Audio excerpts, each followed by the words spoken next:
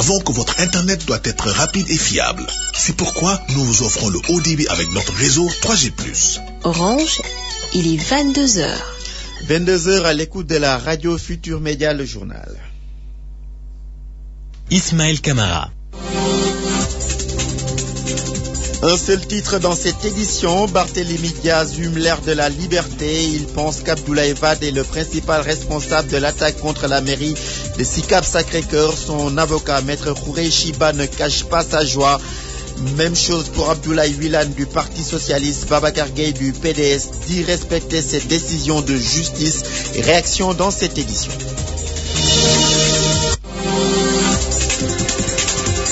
Ismaël Camara. Barthélémy Diaz bénéficie d'une liberté provisoire. Un de ses avocats salue cette décision de justice. Selon Maître Khourey Chiba, la libération de son client s'imposait dans la mesure où cela n'empêche pas l'éclatement de la vérité. Je vous propose de l'écouter.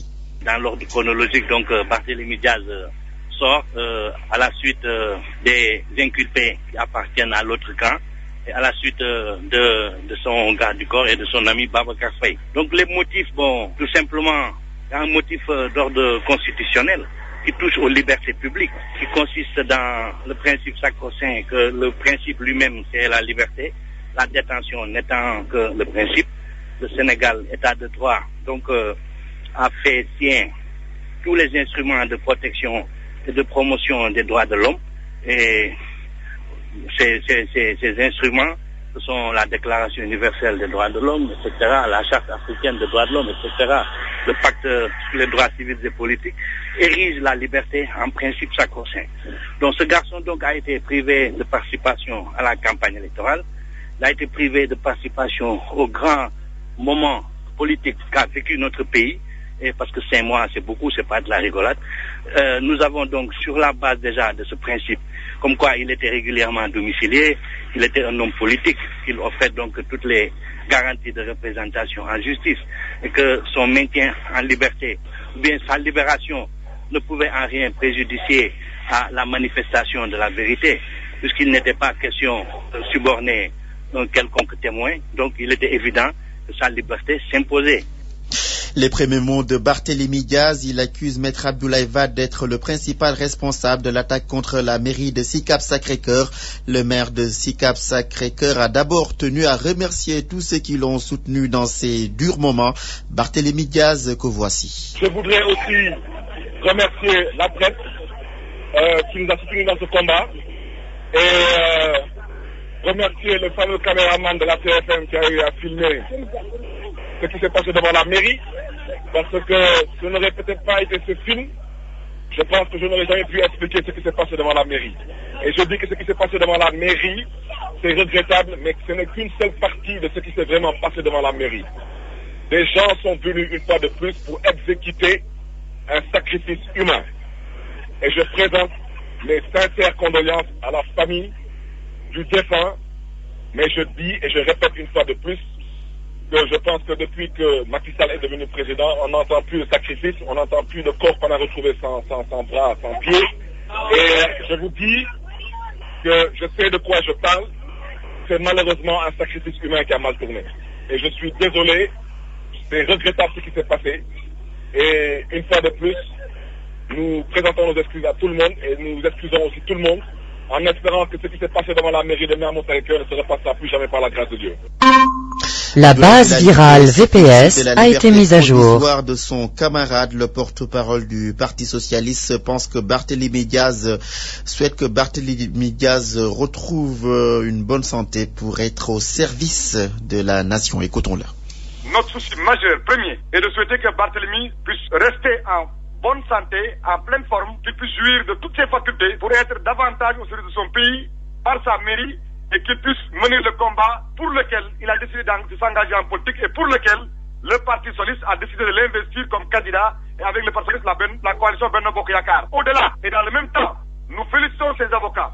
Nous nous réjouissons de ce qui lui est arrivé. Nous félicitons la justice sénégalaise, félicitons les enquêteurs et espérons qu'en raison des éléments qui ont conduit à sa mise en liberté provisoire, les avocats qui ont été remarquables, qui ont été dignes, qui ont été courageux, persévérants, vont continuer le combat judiciaire afin que Barthélémy Diaz soit définitivement totalement lavé. Mais je ne peux pas terminer sans dire ma compassion, ma pensée de communion à tous les prisonniers qui sont encore dans les liens de radicalisation avant que ne soit établie leur culpabilité.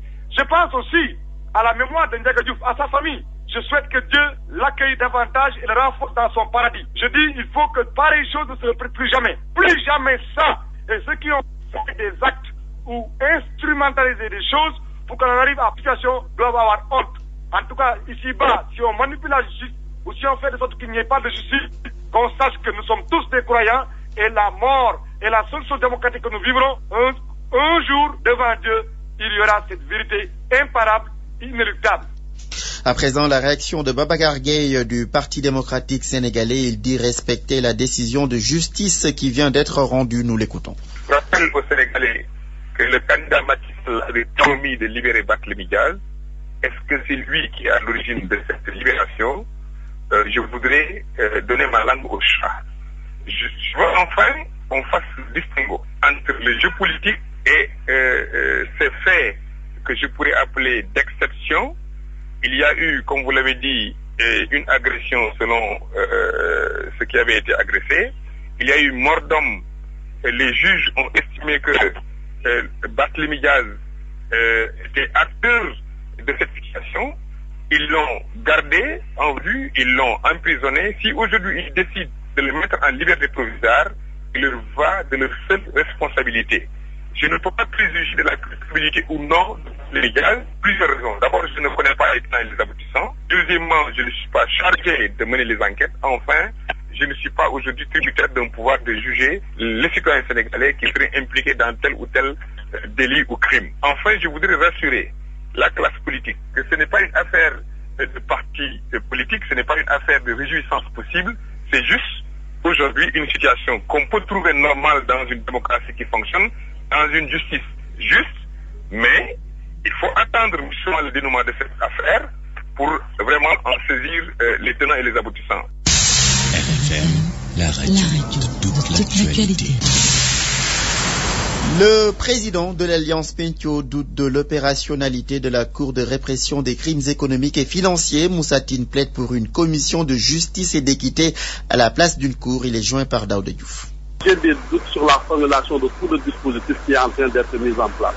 Alors, premièrement, je pense qu'on est en train de faire bien moins que ce qui a été prévu par les assises nationales.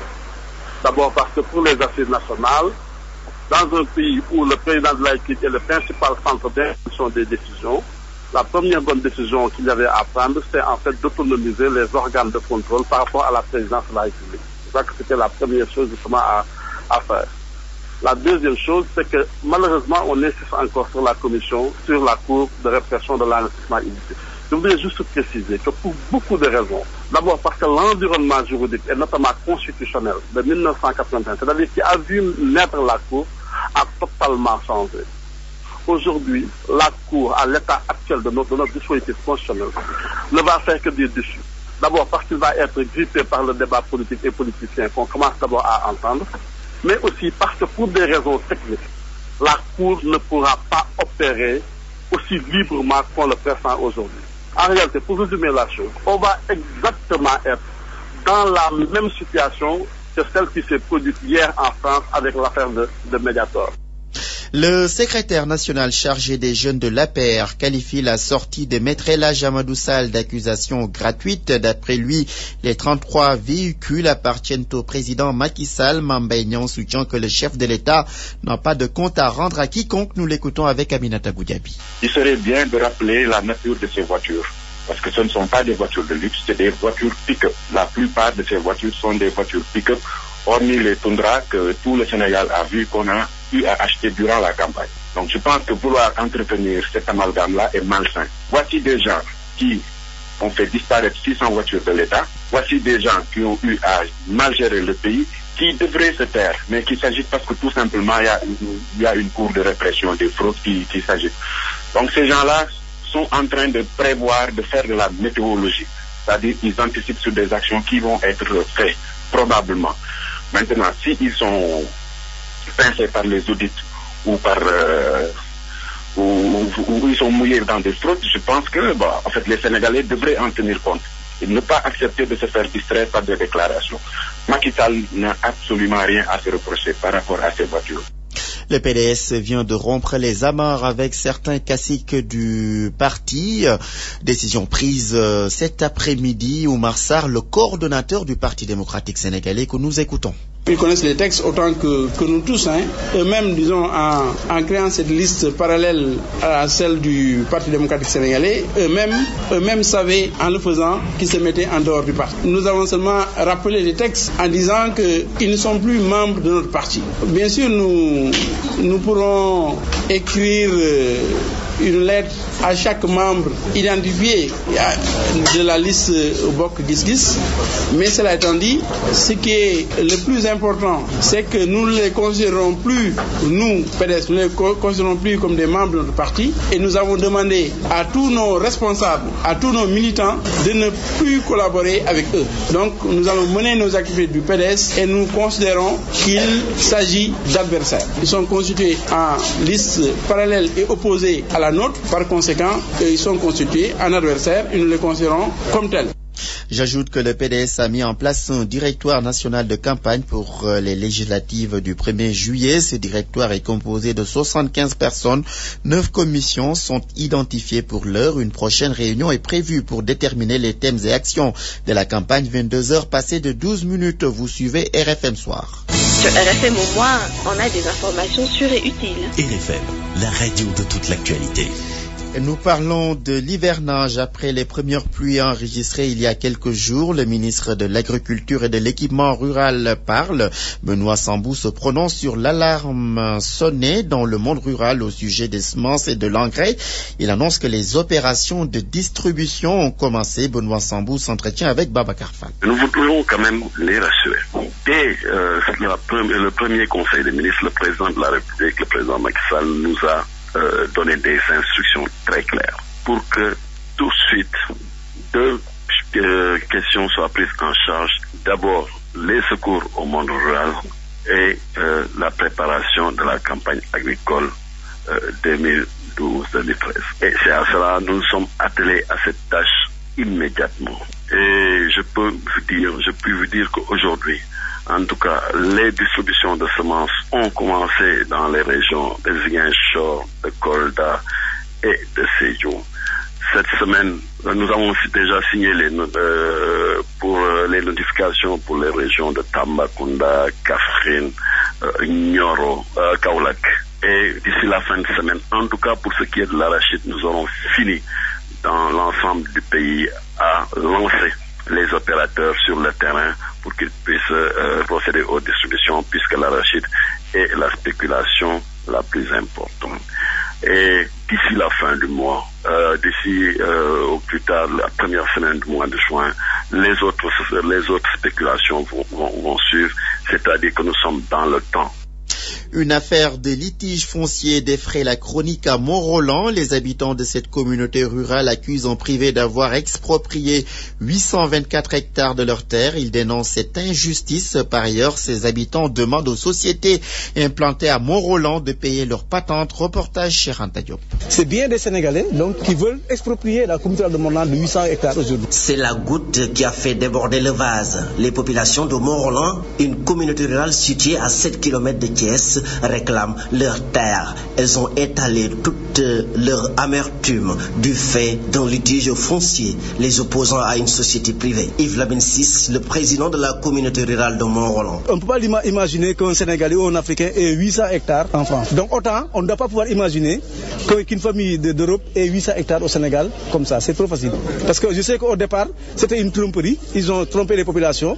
Ils ont fait un titre foncier. Donc ce n'est pas le titre foncier. Exproprier 824 hectares de terre, ce serait mettre à genoux cette localité qui ne dispose que ces terres pour permettre aux populations de pratiquer l'agriculture. Le président de la communauté rurale se dit déterminé à engager une bataille juridique pour obtenir gain de cause. Le ministre de l'Intérieur nous a reçus, vraiment très bien reçus, on lui a expliqué, nous a demandé de faire un dossier complet qu'on va lui transférer bientôt par rapport à ce dossier et par rapport aux autres. Il y a le plan qui est là.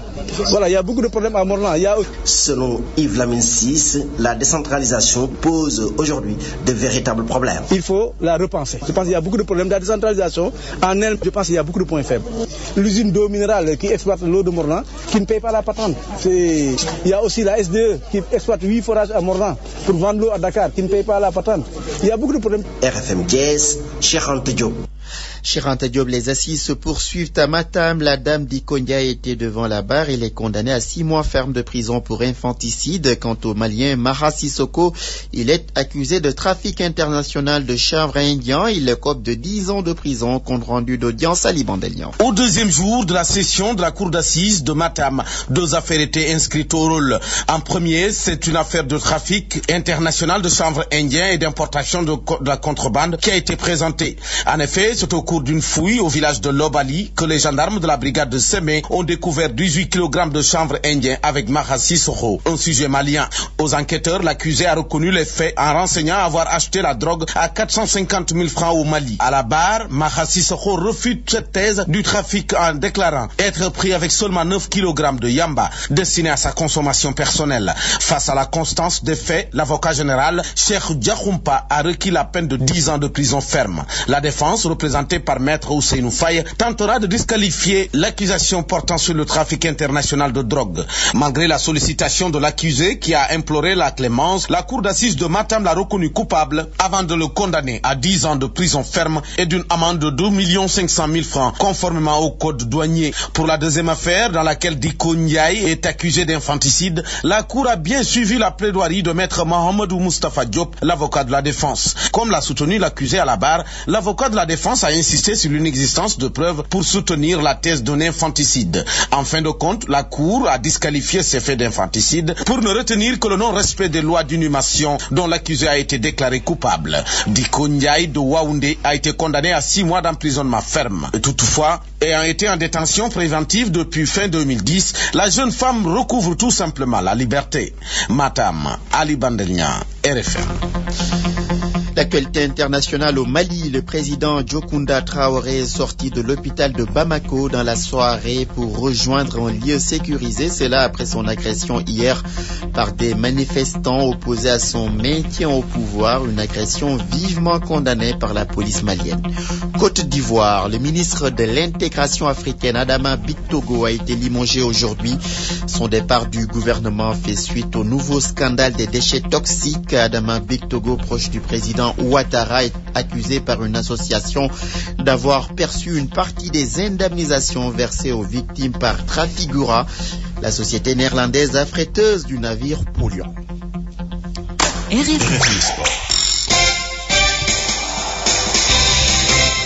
La page des sports de ce journal, c'est avec Sadanika. Bonsoir. Bonsoir Ismaël Camara. Et c'est parti. C'est parti donc pour le sport. Mesdames, Messieurs, bonsoir. Nous démarrons par la rencontre avec le ministre des Sports, entre le ministre des Sports, Elhadji Malick Gakou, et la Fédération sénégalaise de basketball. C'était en fin de matinée. Et nous vous disions tout à l'heure que nous allons y revenir très largement. L'État donc promet beaucoup de choses à cette discipline qui a beaucoup donné au Sénégal. Le basket qui a beaucoup gagné. Malick Gakou devra donc accompagner le basket sénégalais pour revenir à son meilleur niveau. Nous l'écoutons, il est au micro de nos confrères de l'Observateur. Pour l'État du Sénégal, le basketball représente beaucoup. Pour tout ce que le basketball a apporté pour le Sénégal, en Afrique et dans le monde. Le basket a toujours fait la fierté du peuple sénégalais et c'est la raison pour laquelle ils ont pris l'engagement de déplacer aucun effort pour accompagner la Fédération sénégalaise du basketball dans ses efforts de redéploiement du basketball, tant au niveau national qu'au niveau africain. Sur ce plan, la Fédération sénégalaise de basketball s'est engagée à renforcer son unité, mais également à dégager des perspectives tangible à même de soutenir les perspectives que nous voulons donner à cette discipline et, comme je le disais tantôt, apporter haut le flambeau du drapeau national en Afrique et dans le monde. Les compétitions internationales de basket se préparent et l'État du Sénégal s'est engagé d'être à côté de la Fédération sénégalaise de basket pour faire en sorte quand même que le Sénégal, toujours encore, puisse être enrôlé de succès dans cette discipline phare de notre sport national. Donc c'était le ministre des Sports, Monsieur Malik Gakou, et puis le ministre en a profité donc pour réconcilier les différents protagonistes. Et je rappelle qu'il y avait beaucoup de remous dans cette fédération sénégalaise de basketball. Baba Tandian a promis de faire table rase de tout cela et de signer le calumet de la paix. Nous écoutons Baba Tandian. C'est la première fois, je dis bien c'est la première fois, qu'un ministre non installé prend son téléphone et appelle les présidents. Quand je dis les présidents, parce que à sa nomination, 48 heures après, il m'a appelé. Et je suppose qu'en m'appelant, il a dû appeler aussi les autres présidents. Cela prouve que c'est un ministre un peu à la dimension un peu de ce qu'il représente dans le sport, voulant faire quelque chose dans le sport. Évidemment, ça contraste, je suis tenu de le dire, par rapport aux craintes qu'on avait il y a un mois ou 2 mois, où pratiquement on avait l'impression d'avoir des difficultés pour pouvoir communiquer avec la tutelle. Et aujourd'hui, il nous donne l'opportunité. Baba Tandian. Et puis rappelez donc que l'équipe nationale du Sénégal quitte Dakar ce soir pour Marrakech. Le Sénégal qui devra rencontrer un match amical préparatoire pour la Coupe du Monde 2014. Le Maroc, ce sera le 25 mai prochain. Le Sénégal qui devra rencontrer en éliminatoire le Libéria, ce sera le 2 juin. Et puis l'Ouganda le 9 juin. L'équipe nationale sénégalaise aussi chez les Lions quitte en même temps Dakar pour jouer les éliminatoires de la Coupe d'Afrique. Le Sénégal donc qui croise le Maroc, ce sera le 26 mai prochain. La délégation sénégalaise reviendra donc sur Dakar le 27 mai prochain. Ismaël Camara. Merci Saranikam. Le marché sur RFM. Le marché, c'est le journal économique de Radio Futur Média. Le marché, c'est la parole aux acteurs économiques, des finances et aussi les informations boursières. Le marché sur RFM. Une présentation de Mantouré. Bonjour à tous et bienvenue. Entre crédit ou comptant, quelle est la préférence des Sénégalais? Avant toute réponse, définissons d'abord le crédit. Mais alors, ce sont les techniques de côté et parlons plus simple. Sidi Mohamed Fall est technicien supérieur en gestion. Quand votre maman va acheter et négocie avec le commerçant la possibilité de payer plusieurs fois. Au lieu de donner l'argent tout de suite, quelqu'un qui se rend chez un vendeur d'électroménager préfère négocier un crédit. Comme ça, sur 3 mois ou 4 mois, il pourra payer. Le comptant, une définition simple aussi. Le paiement au comptant suppose aussi une certaine solvabilité, mais c'est dire que le chèque sera remis dans les jours qui suivent et la carte sera débitée automatiquement. Et en banlieue, Salif Sow.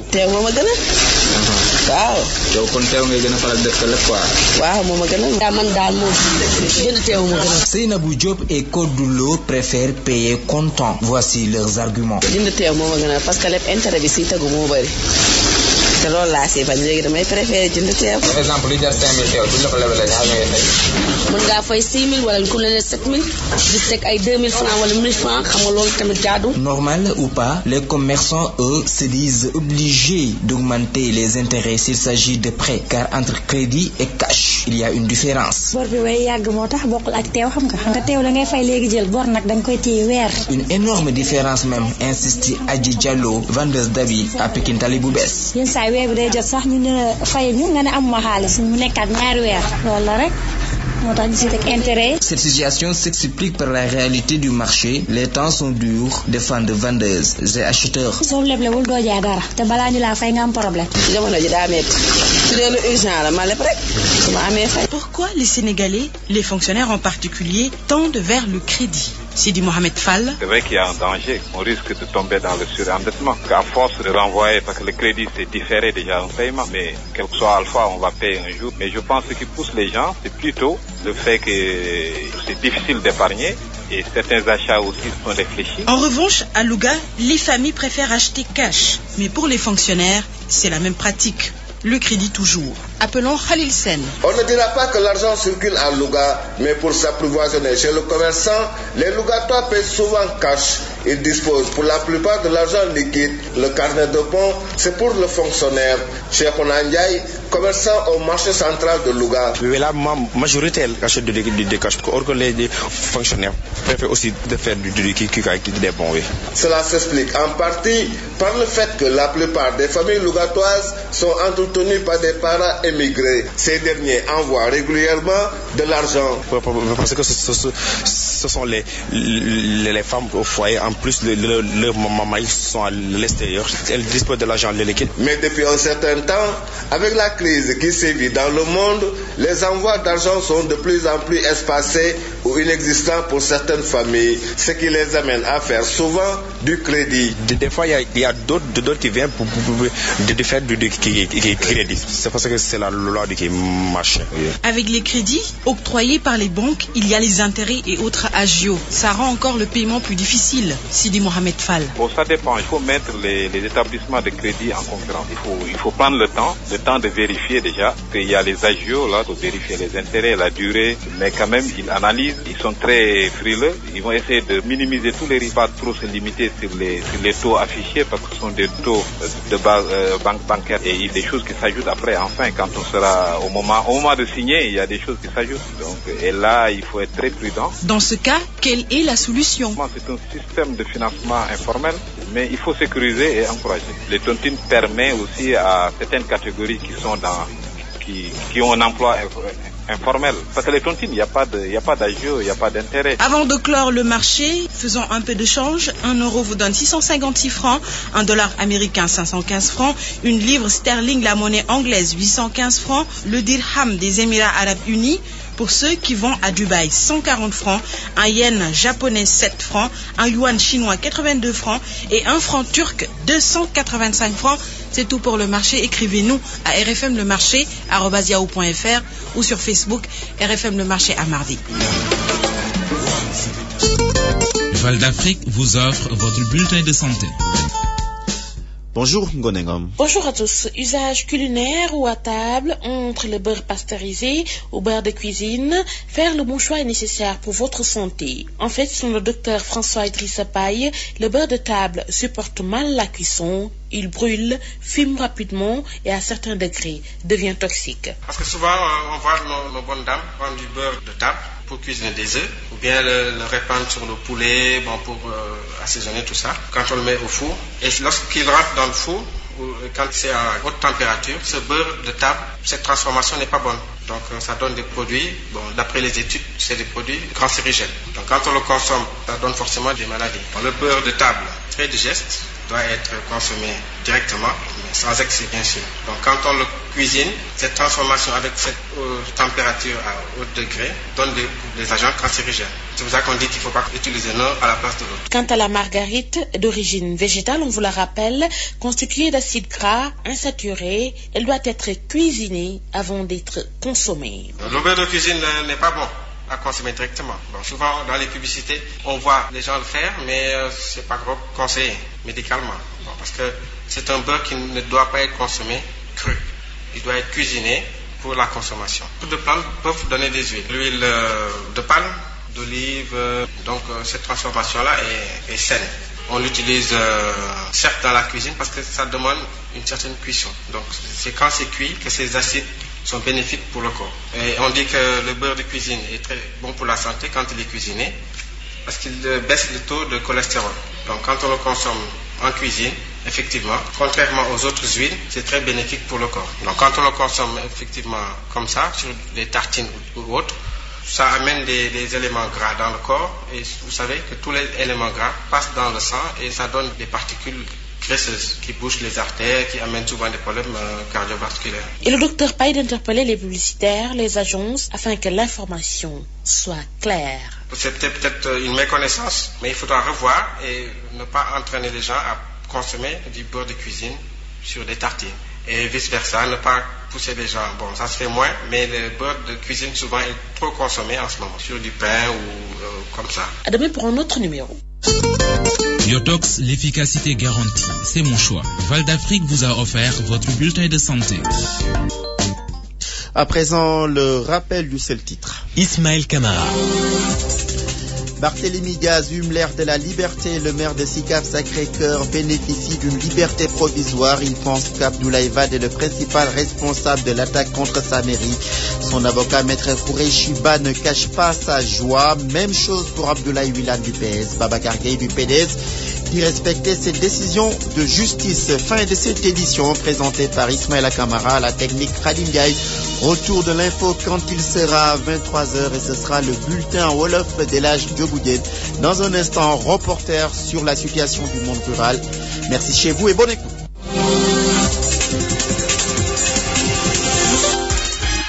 RFM Radio Futur Média 94 FM Dakar. Bonsoir chers amis auditeurs, merci de préférer la Radio Futur Média. Présent, vous aviez communiqué. Le secrétaire exécutif de la mutuelle des douanes porte à la connaissance du public que le terrain objet du TF numéro 1916 à Kounoune, près de la centrale électrique, est la propriété exclusive de la mutuelle des douanes sénégalaise et n'est pas à vendre. Toute personne qui achèterait une ou des parcelles sur ce site ne ferait à ses risques et périls. Communiqué signé par le secrétaire exécutif Mohamedine Oumar Ba. À présent, un avis de ces musulmans, famille Feu Serigne Touba, famille Feu Seydi Aladji Malick Sy, famille Feu Aladji Amadou Mbodj, famille Feu Aladji Tidiane Mbodj, père du défunt, famille Aladji Amadou Mokhtar Ba à Dakar et Saint-Louis, famille Feu Sokhna Bintou Mbacké, Cheikh Thioro Saliou Fall, famille Abdoulaye Ndiaye, famille Feu Djibril Ndiogou Fall, famille Feu Mam Fatim Seck, famille Feu Amadou Demba Seck, famille Gana Ba, famille Ndeye Koumba Seck, Adja Man, Nyanya Ndiaye, mère du défunt et ses enfants, Madame Mbodj Maremba, femme du défunt et ses enfants ont la profonde douleur de vous annoncer le décès de leur fils, mari et frère, Elhadji Mohamed Ndiak Mbodj, survenu le 22 mai 2012. La levée du corps aura lieu donc ce jour à 17h à la mosquée de l'unité 24. L'enterrement au cimetière musulman de Yoff. Les condoléances seront reçues chez Mam Nyanya Ndiaye, mère du défunt.